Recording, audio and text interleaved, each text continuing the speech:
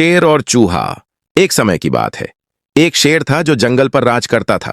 एक दिन खाने के बाद वह एक पेड़ के नीचे सो गया। एक छोटे से चूहे ने उसे देखा और सोचा, इसके साथ खेलने में मजा आएगा।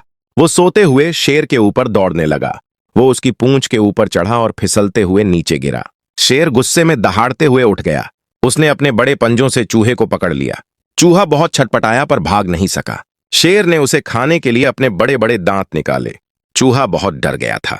वह बोला, हे राजा, मैं बहुत डर गया हूं। कृपया मुझे मत खाइए। इस बार मुझे माफ कर दीजिए।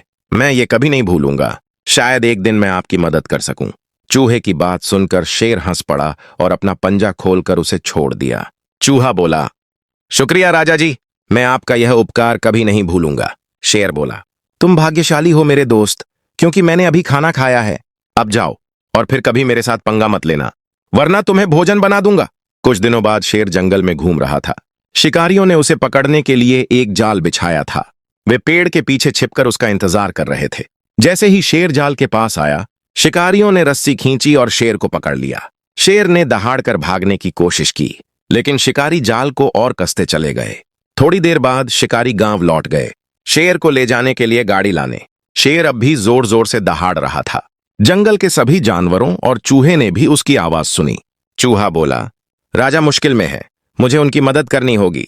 वो जल्दी से शेर के पास पहुंचा और बोला, घबराइए मत राजा जी, मैं आपको मुक्त कराऊंगा। वो जाल के ऊपर चढ़ गया और अपने तेज दांतों से रस्सियां काटने लगा। आखिरकार उसने शेर को जाल से आजाद कर दिया। शेर को तब एहसास हुआ कि एक छोटा सा चूहा भी बहुत बड़ी मदद कर सकता है। शेर बोला, धन्यवाद मेरे दोस्त, मैं अब कभी तुम्हें तंग नहीं करूंगा। खुशी खुशी मेरे जंगल में रहो। तुमने राजा की जान बचाई है, अब से तुम इस जंगल के राजकुमार हो। चूहा मुस्कुराकर बोला, धन्यवाद राजा जी, जल्द ही मिलते हैं। शेर हंसकर बोला, अरे तुम कहां जा रहे हो? क्या तुम मुझसे खेलना नहीं चाहते? मेरी पूंछ से फिसलोगे नहीं?